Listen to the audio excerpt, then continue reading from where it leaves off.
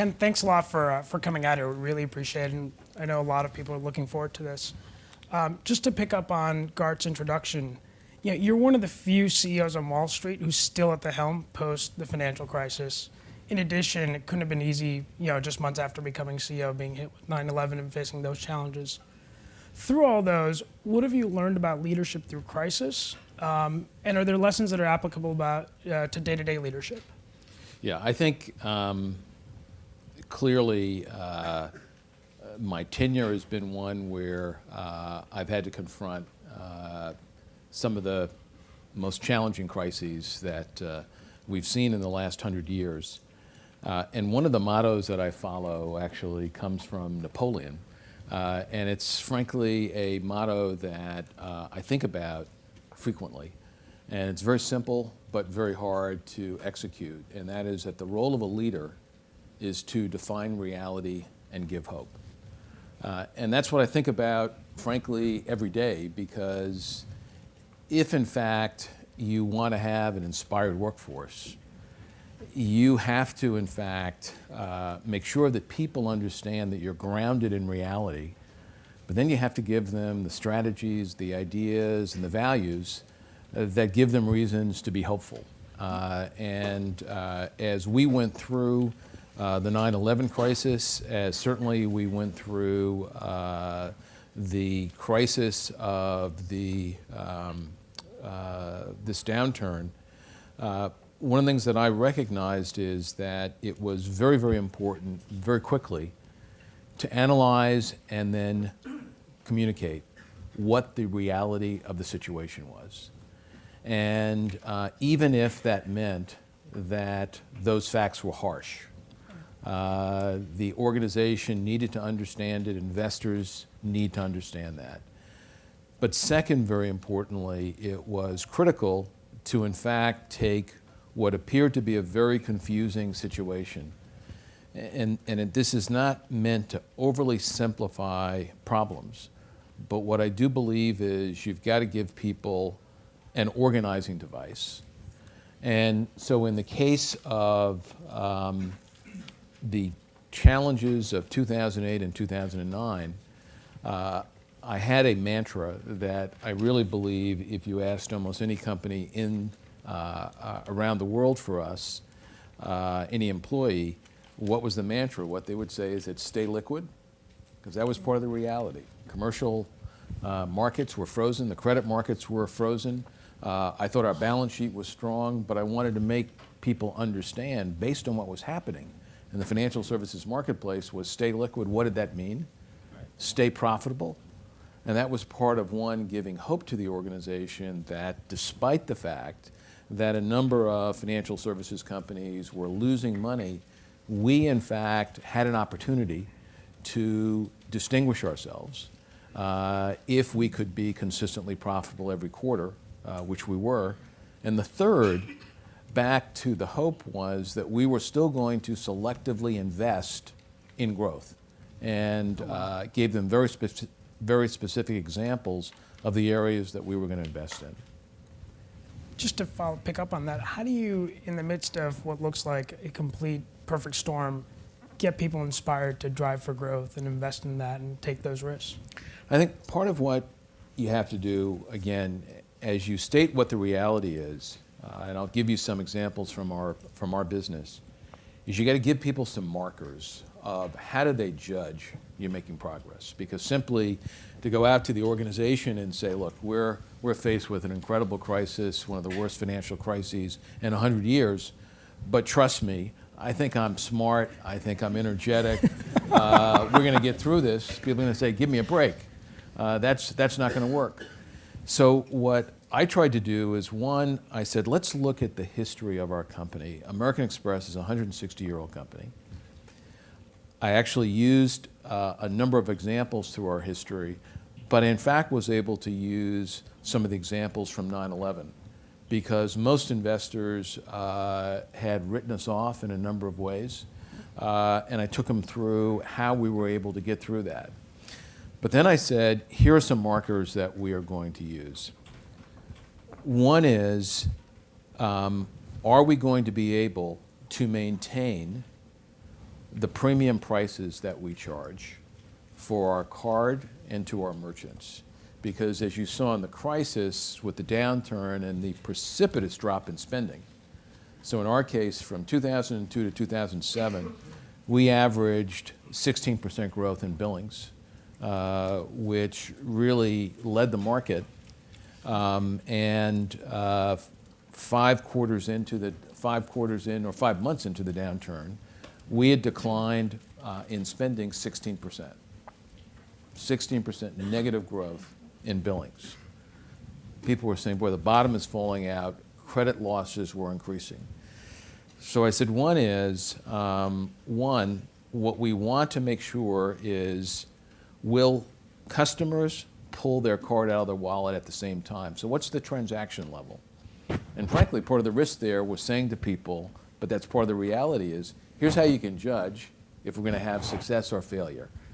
So if people are pulling their card out of their wallet at basically the same rate that they did pre-downturn, that should give you confidence in the future. So even though billings have dropped 16%, the loyalty to the product is they're pulling that card out. And that was one that we tracked and talked about to the organization on a consistent basis. And there were frankly some people concerned saying, Ken, well, if we give some of this out, what if we don't achieve it? I said, well, that's part of the reality. Then we're going to have to come up with strategies to ensure that we can get people to pull their card out of the wallet more. The second thing we looked at is we said, will people trade down? Because as you saw with a lot of retailers, people were trading down. Our high-priced Centurion products, which in fact, when you first get a card, you got to pay a $5,000 fee and then a $2,500 fee every year. The affluent segment was hit hard. And we said, can we hold on to that? Well, one is what we were pleased about, but we held that out as a metric, is that people kept their cards. They did not trade down. And so our retention levels really stayed in very, very good shape.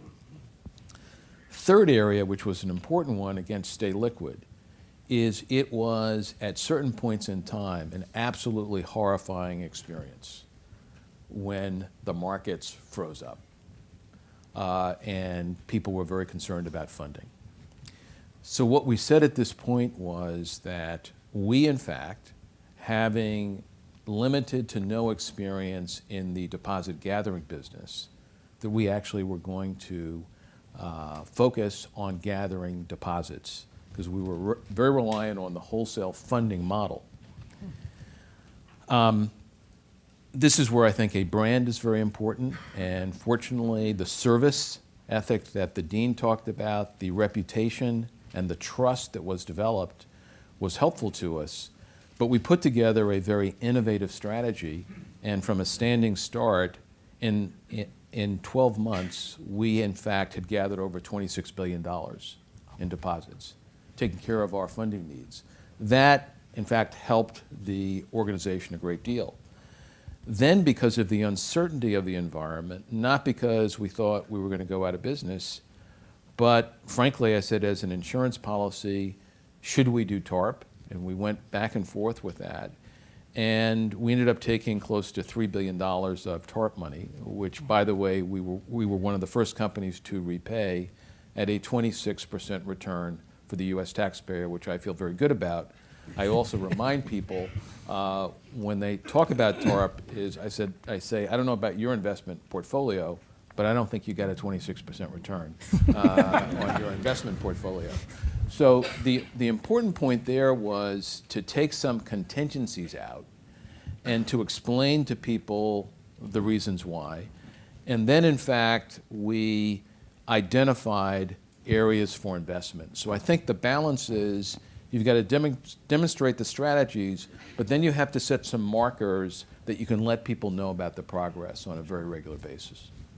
As you deliver those messages, how do you get those messages out to the broader organization? And then what are some tools or tactics you use to actually pulse the organization so you're not isolated in the executive suite? No, it's good. We do a lot of pulsing through the organization. There's obviously a lot of informal feedback, but what we have done increasingly is to rely online on getting that feedback, because the terrific thing is You can get questions out very quickly. We're an organization that knows how to analyze information and data. That's one of our strengths. And so to be able to correlate some of the drivers of satisfaction, where people are confused on an issue, is absolutely critical. We have town halls via satellite, because I think you want to have a notion that we are one company, and doing these global town halls have been very important. I do also, as well as a number of our senior leaders, what I call brown bag lunches with approximately 30 employees, where I give them first sort of a 3-minute, here's my temperature, here's how I feel about the business, then ask me anything you want. And then I say to them always at the end of the lunch, I only have one favor, is I would like you to communicate to 5 to 10 people and give them your impression. And you can say, I think Ken's a jerk, I don't know what he was talking about. It's better that they hear it from you than they just imagine it. It would be preferable, I don't say that to them, if they're more positive, and those have gone very well.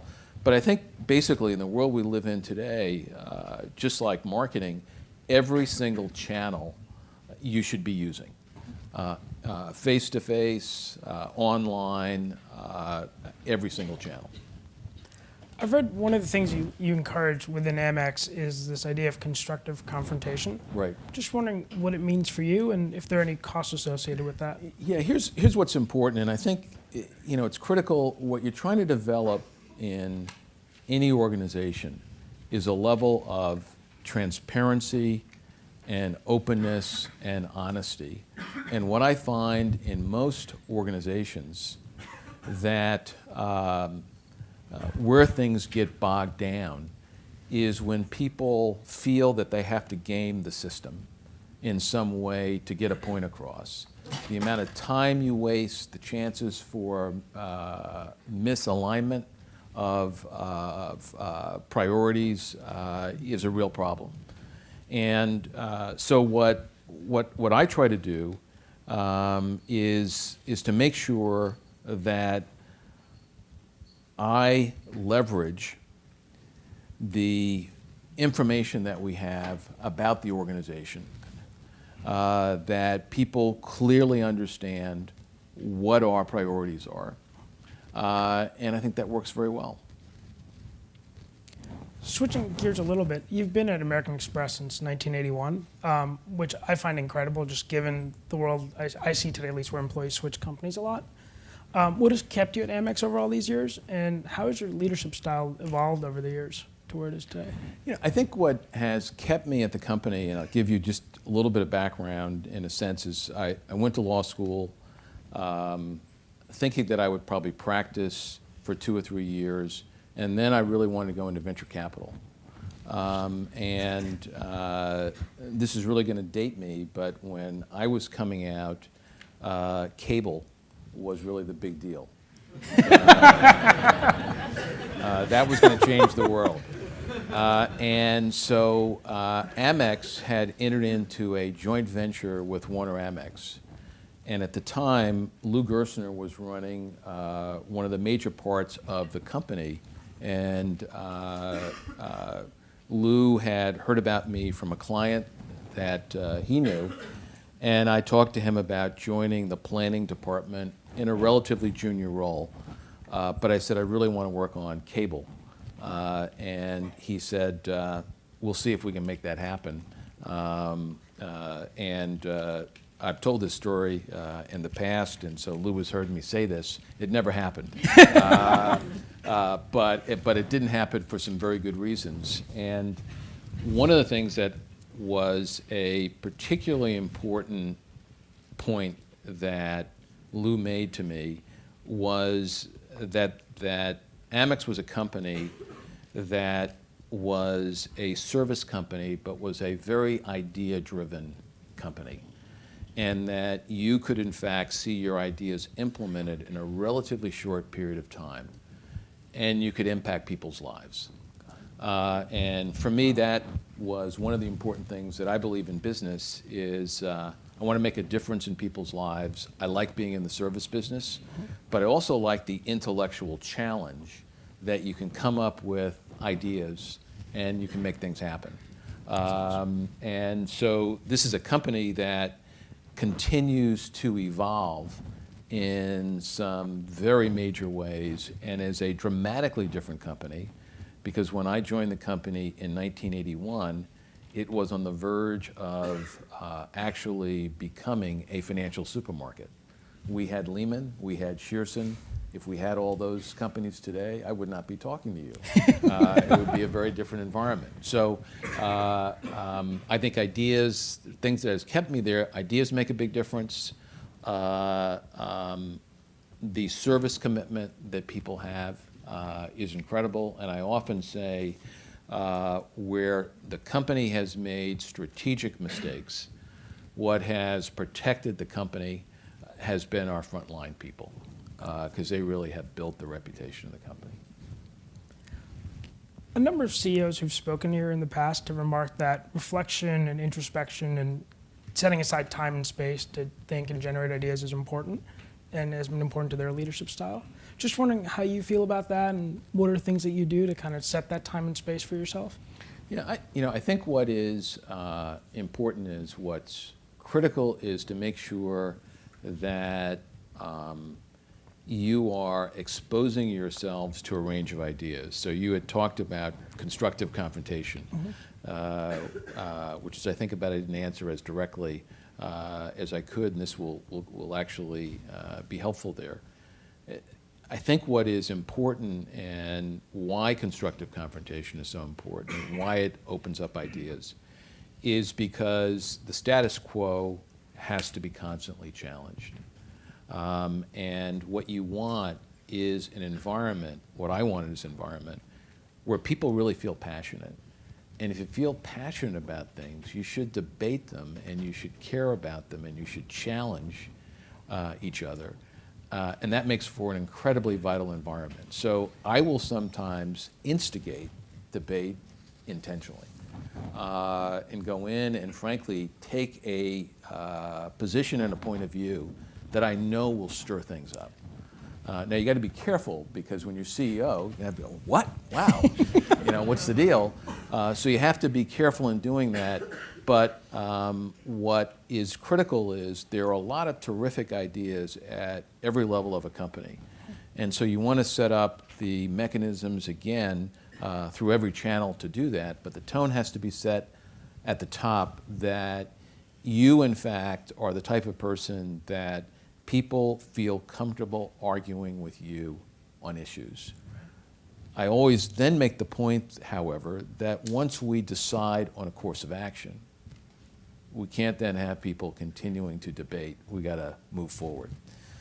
Then the other thing that I try to do is to reach outside the company, and I put together, I think, a pretty worldwide network of people that I check in with a fair amount online, some of it on the phone, some of it in person, that really bring out some different perspectives.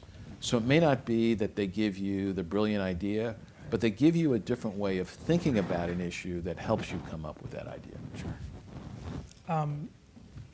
Based on other places where you've spoken, you've commented that mentoring is important to you. And I was just wondering if you'd speak to who've been some of your mentors along the way and who inspires you as a leader today. Good. I'll talk about 2 or 3 mentors that I'll have, and then the other point I'll make about mentoring, because I think it sometimes is misunderstood.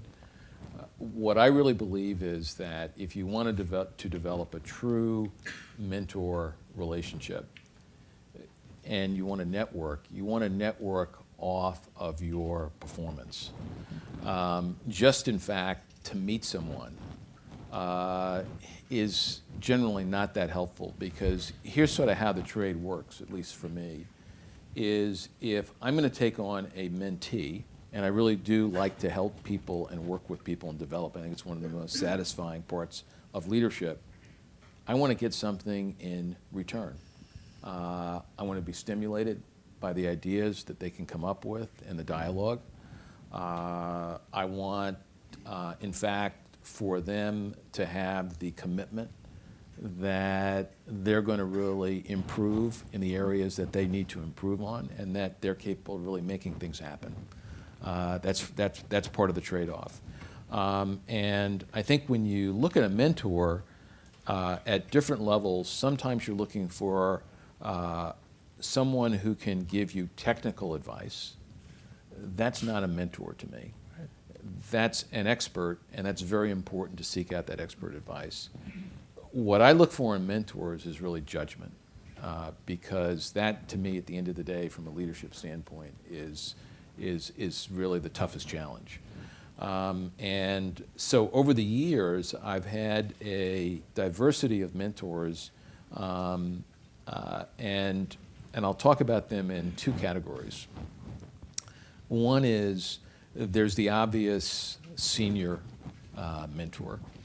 And a few of the people that I would put in that category for me is Warren Buffett is a mentor. I've been fortunate that he is our largest investor, but we've also developed a very good professional and personal relationship.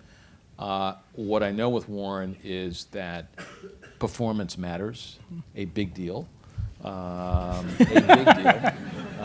He's a very nice man, but do not think at all that performance is not what it's about.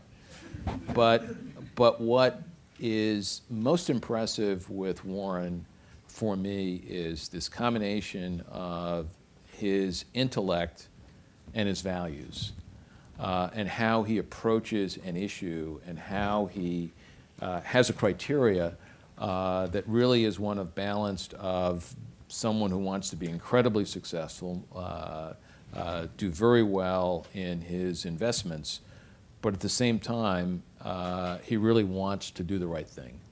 And how he approaches issues have been impressive. Early on in my career, Lou Gerstner was a very important mentor to me. Hard driving, rigorous, objective, and I really learned a lot from him. And Harvey Golub was someone who had the ability to analyze issues and really drive down through the details.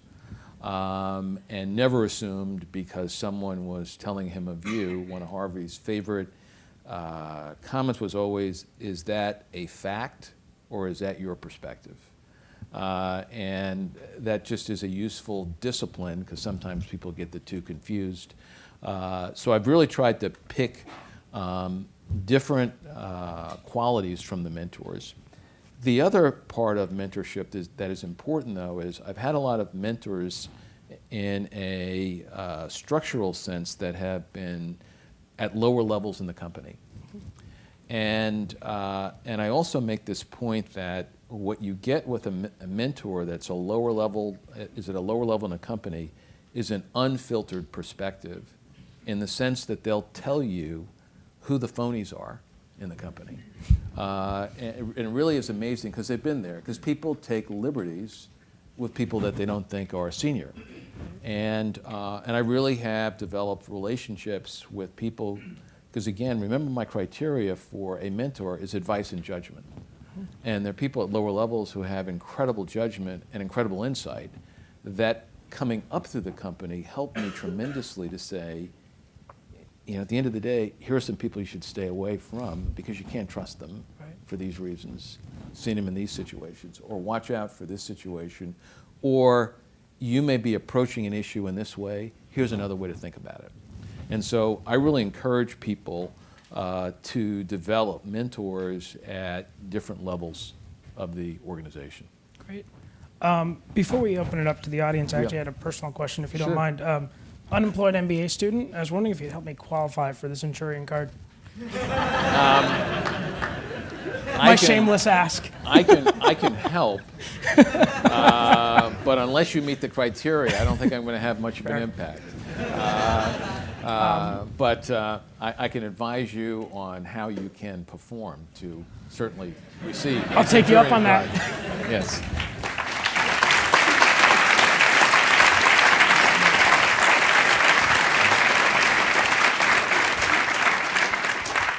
With that, we'd love to open it up. I believe there are mics along, or they're already planted.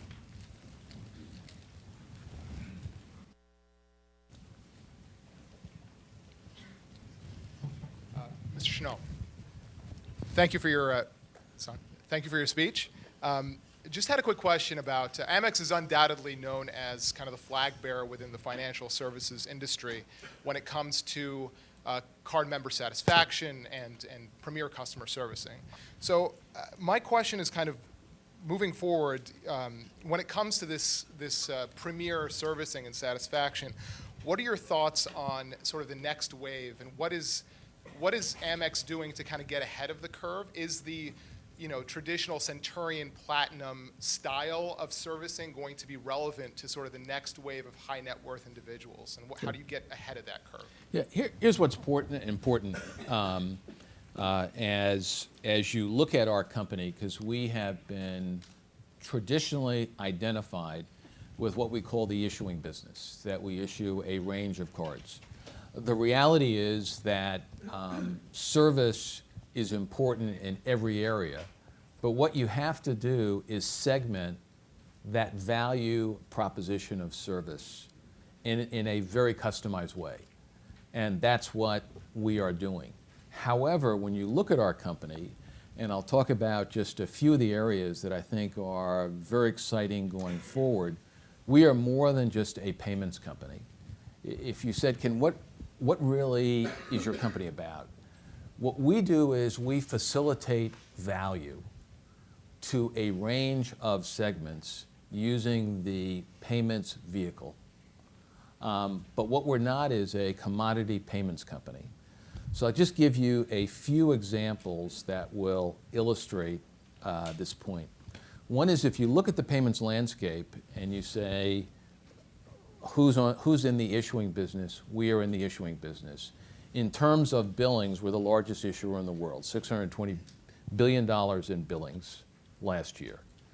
However, we also are a network processor, similar to Visa and MasterCard, and we're a global network processor. But our card member, which helps our value proposition with merchants, spends 3 to 4 times the size of average spend of Visa and MasterCard. The third piece that we're on is that we actually acquire merchants, which Visa and MasterCard don't. Fourth piece is in rewards and loyalty. We are actually one of the largest loyalty companies in the world.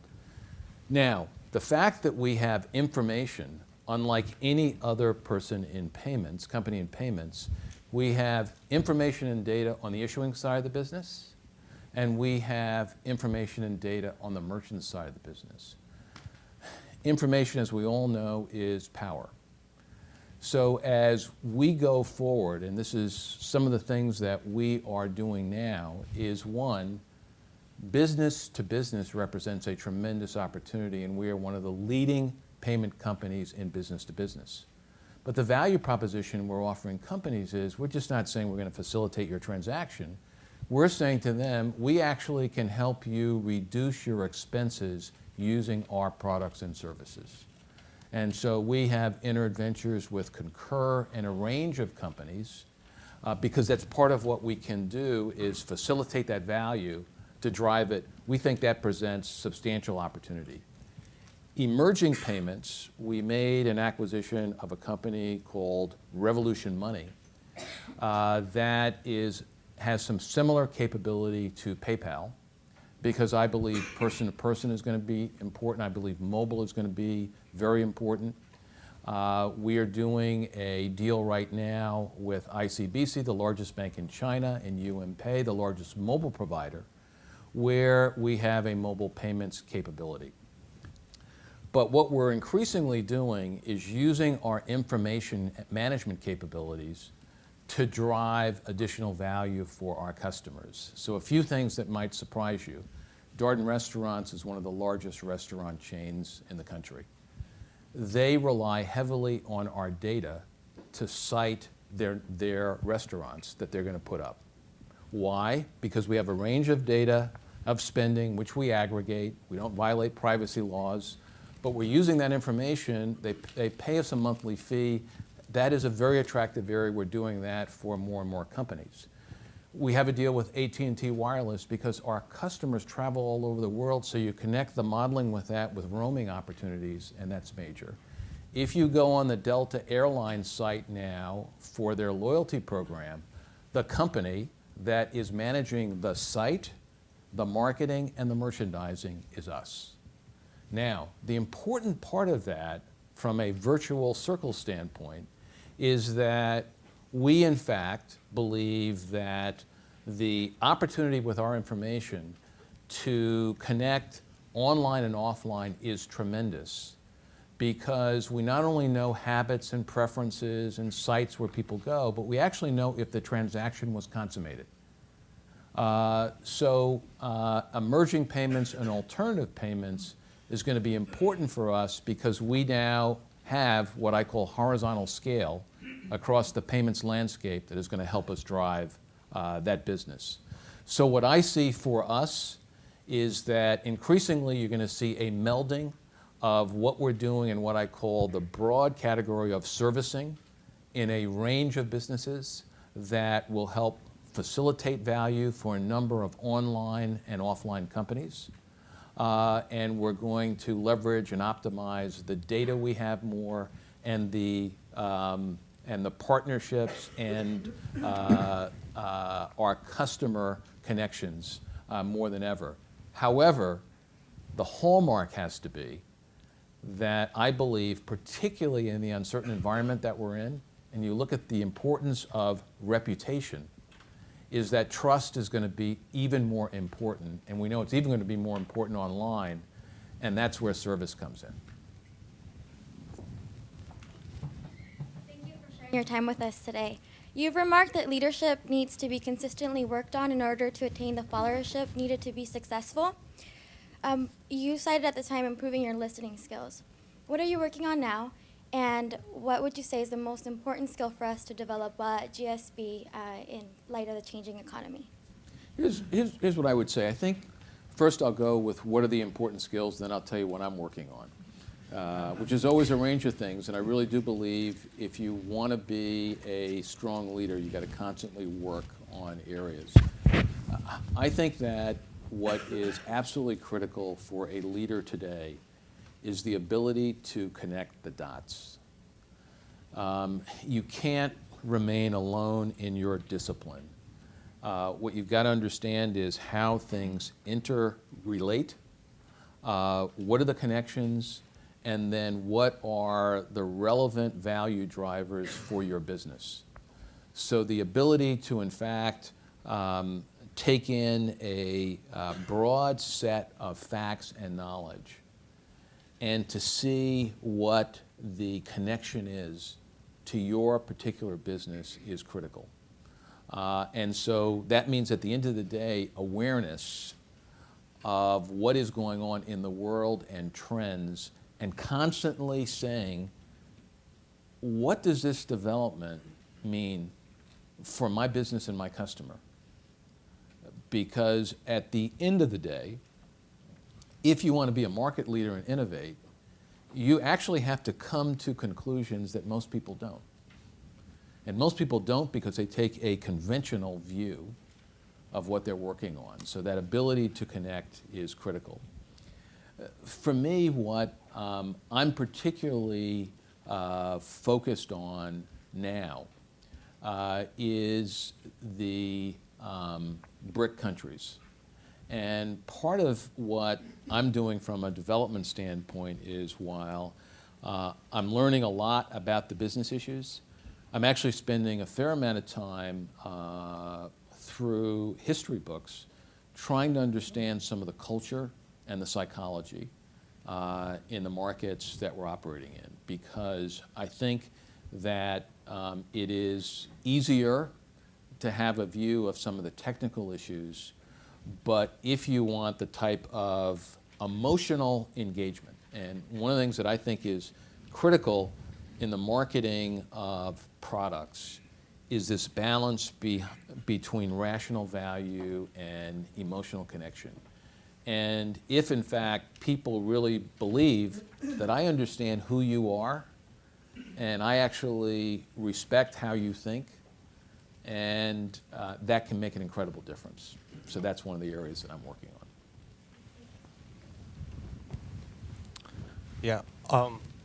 Thank you very much for your talk. My name is Christoph Friese. I'm an MBA 1.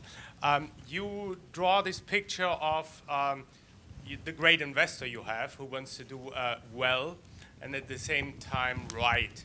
Can you, from your point of view, give us or elaborate on how do you define you are doing right? You are in an industry where trust is important. You mentioned the data and sensitive data you have. And where, as the CEO, you actually draw the line in your company and be this person that says, we can't do this because it's not right? Yeah, I think one of the most critical responsibilities of a CEO is to understand how to draw that line and when to draw that line. And very frankly, it's very easy to articulate in a broad way that you are a principled person. Where the rubber meets the road is how did you act? So I'll give you a few examples. 5 years ago, we did a competitive analysis in the card business, and we said, what are all the drivers of revenue that our competitors are using? And what we found was that there was a substantial reliance on back-end fees and a range of practices that frankly would have generated a substantial amount of money. And I'm being circumspect here, but it was very, very substantial.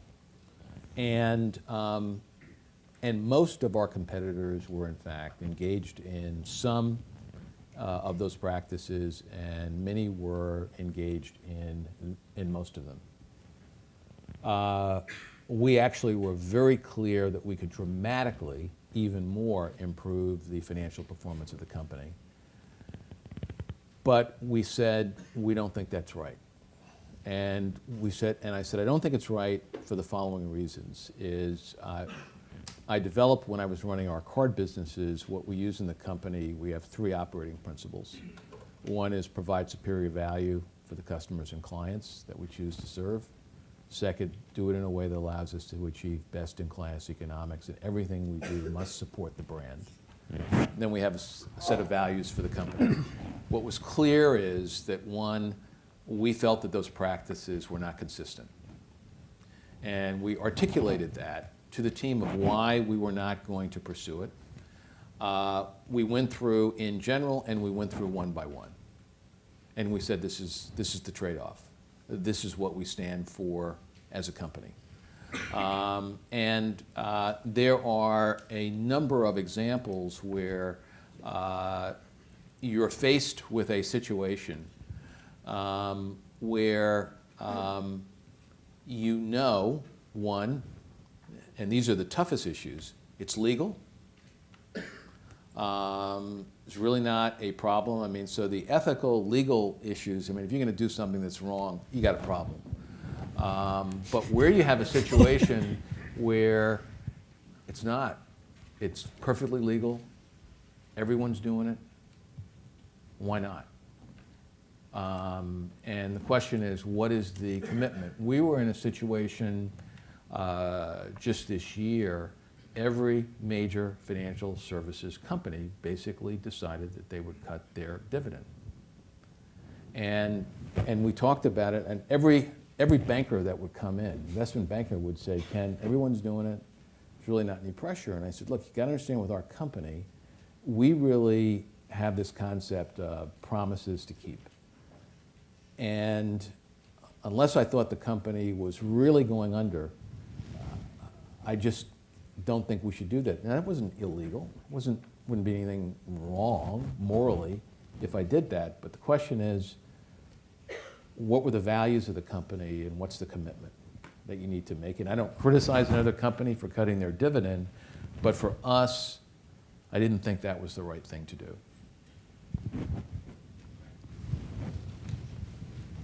I'm wondering, in your 30 years at American Express, what you think you did differently, both early and later in your career, in terms of both within your job and then within the sphere of doing things to sort of further longer-term objectives that resulted in you being CEO today. You know, I think, and I would say it's been more that my behavior has evolved rather than a radical change, but I'll give you a few examples that I think were helpful to me, and what I would caution with all advice, you've got to personalize it and you've got to customize it to your own situation. One is what has always excited me is I always wanted to work with really bright people who I thought had good values and would allow me to do exciting things. I never came to the company with the intent that I would become CEO. Really, it was until 2 or 3 years before I became president. I remember Harvey saying to me, you know, I think you could run the company. It really was not that I was naive, but that just was not the objective for me. And I think it's important that your personal ambition does not overcome you. So that allowed me to be independent, to take risks, and help me develop a perspective that I thought I was focused on. Here are things that are not only right for the company, but here are things that I want to do, doing them in a team concept, so I'm not a lone ranger, but at the same time, not just focused on myself. The second is that I've always believed that you should focus on what are some ideas that can really change the status quo in the business. And one of my first jobs, which was a lot of fun for me and was a big risk, is we had a business that sold merchandise through the mail. Now, if you think about what's happening in the online world, segmentation, information analysis, and whatever, this was terrific preparation. But it was losing money. And no one who was regarded as high potential wanted to go into that business. I actually thought that channel was exciting. And again, at that time, since I didn't believe I was going to be at a big company for a long time, I said this would be a great entrepreneurial experience when I run my own business. So let me get in and learn about this direct marketing channel, because they sell a wide variety of products. But we came up with some very innovative ideas in how to merchandise, and in a 2 or 3 year period, we went from 100 million to 800 million in sales. And we developed some sourcing strategies. We went over to Asia and Japan, and we had a deal that I was able to work out with some of the top manufacturers that they would let us have a new product for 90 to 120 days. And we'd sort of test it for them, and then they could go retail with it. And that worked out great for us and helped us get some decent margins, because in that business you're always pressed on the margin side. I also was very involved in the development of our loyalty program and saw the power of what that could do, and rewards has made a major difference for the company. So I like strategy a lot, but I also like to implement, but what's most important is I really like changing the paradigm. And I think that helped me tremendously. The third, and I hesitate even saying this because this can be self-serving, but I think if you really want to build leadership, what's most important at the end of the day, and the first thing I look for and try to analyze with people, is integrity. And in my definition of integrity, it's not just being honest, it's what's the consistency of words and actions. And over time, what people saw in the organization certainly is not that I was perfect, because as I said, I would have strong views if I thought sometimes at meetings I've gotten better, that their comments were not particularly insightful. I would not necessarily listen carefully to those comments. I have been told I've improved a lot in that area over time, and I think I have.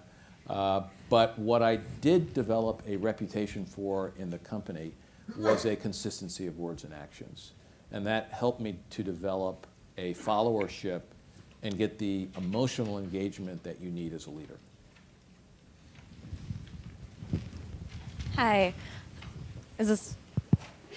Okay, the concept of constructive conflict really stuck out to me. And from the outside, you can see the value of conflict in situations, but when you're actually inside and you're hearing negative ideas or embracing that conflict, it can be really uncomfortable and people can get quite defensive. So I was just wondering how you have been able to turn those negative thoughts and emotions into a positive aspect for the company and use it to really motivate performance. Yeah, and let me be very clear, this is a ongoing effort in the company. And I would certainly not put us yet at the level that I'd like to be at, because to your point, it is the hardest thing to make happen. We're a company that I think is very driven for results. But what we have always not done historically, and we've improved a lot in this, is to confront each other. So what I say in AmEx speak, and I use this often in the organization, and when we started off on this around 10 years ago, is I would say when you hear someone say at AmEx, I don't mean to disagree with you, what they're really saying is, I totally disagree with you. I will annihilate you. I will do everything in my power to make sure this doesn't happen. So that was extreme, but the reality is that the sort of behavior rules that were set up is, I want open and constructive confrontation. Here's what that means. You got something to say it at the meeting. And if it's outside the meeting, and so the first few times when we put this in, and more than a few times, you'd have sort of the usual behavior of people would have the meeting, they'd go through issues, circle back. Ken, let me tell you, I really have a concern with what so-and-so said. And I said, excuse me, let's call up so-and-so. No, don't do it. We're going to call him up. So-and-so, come in the office.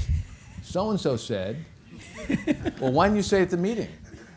And then I said, look, now let's respect each other. So what I don't want when we disagree, that you necessarily say, I think you're a jerk.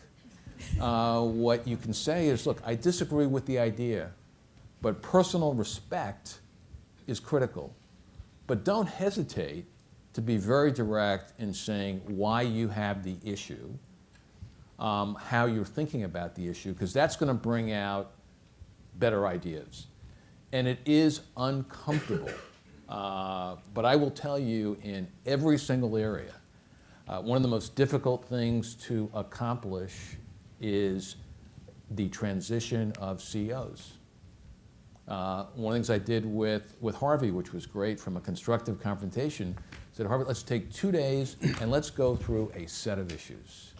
What is it in the transition you're going to do? What am I going to do? What do we agree on? What do we not? And sometimes those sessions get heated, sometimes, but at the end of the day, it was done with really very strong personal directness, and the behavior was very well done. So I think you can be direct, I think you can be honest, I think you can raise your voice. And part of the counseling I give to people as they go through is, sometimes you may want to telegraph. And I'll say to someone, I really feel strongly about this. So I am going to argue in a very vociferous way about this. Don't take it personally, but understand this is something that is really meaningful. And so what I don't want to leave you with the impression with is that constructive confrontation is taking place everywhere and is at the level, but is something that I am relentless about in the organization because you waste so much time. I mean, everything is moving so fast-paced in this world that if you have people saying, another phrase we used to use is, let's take this offline. What do you mean, take it offline? We're right here. Take it offline? Let's talk about it right here. So, it's very, very important. The more you can get people engaged and talking through the issues, what it actually says is that I respect you and your ideas and the fact that you are impassioned about those ideas and you're willing to take some risk. Because that's what it takes in business, is you got to put some risk out there. If you're going to be careful, then we're not going to move forward as a company. We're not going to be a leader. Last question. Hi, my name is Regina Cross, and I'm an MBA 1. I had a question with respect to some of the learning that you have with the BRIC countries. You mentioned that you're focused on the traditions and culture and history, and just wondered kind of maybe what the top 1 or 2 things are that you have learned so far with your research, and how you are working within your organization to be able to meet the needs and the variances within the culture in order to meet their needs. 2 or 3, and some of these are pretty basic, but there is a strong view that the U.S. looks down on everyone and can be patronizing. And the issue that I think is important, and one of the things that I've learned is, in fact, if you're meeting someone and people really believe, and you tell them, I actually read a book about your country. I read some history about it. I sort of step back, I found and say, well, that's pretty unusual. I mean, really, I just came back from a week trip in the Mid-East and went to a number of countries, and I wasn't able to read up on every one, but whether it was a dinner meeting or a lunch meeting, letting someone know that I knew something about the politics of the country, I knew something about the economic environment, I may have known a particular history point, lets people know, just as you're forming some type of personal engagement, that you take them seriously and that you think that their country is important and that you can learn something. And so the biggest learning, in a sense to me, is just as you would any business problem, to go into a country and you're running off the plane and you might say to someone, look, brief me about a few things that are happening here, is not exactly going to endear you to the people that you meet with, because they're going to say it's all superficial, we know what they're about, this is the deal. But if they say, boy, this person actually took time, and there's no problem admitting that, look, I'm a neophyte, I've only been to the country once or twice or whatever, but to show real engagement, remember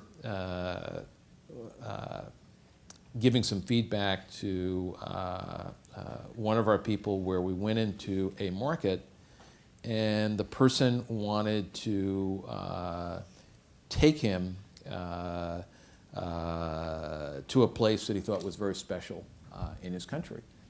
The person said, I think I'll go back to the hotel. It's been a long trip, a little bit tired. I don't think that helps build the type of relationship and engagement that you want. Thank you very much. Really Thank appreciate you. it.